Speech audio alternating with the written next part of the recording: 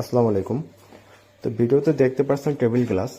তো এই গ্লাসগুলো সচরাচর কিন্তু বিভিন্ন ম্যানুয়ালি সাইজে পাওয়া যায় না, যেমন রাউন্ড শেপ বিভিন্ন টেবিলের বা বিভিন্ন অফিসের টেবিলের বিভিন্ন মাপ হয়ে থাকে, বা ডাইনিং টেবিলের বিভিন্ন মাপ হয়ে থাকে, বিভিন্ন রাউন্ড শেপ হয়ে থাকে। সেই ক্ষেত্রে এই গ্লাসগুলো কিন্তু অর্ডার করে নিতে হয়।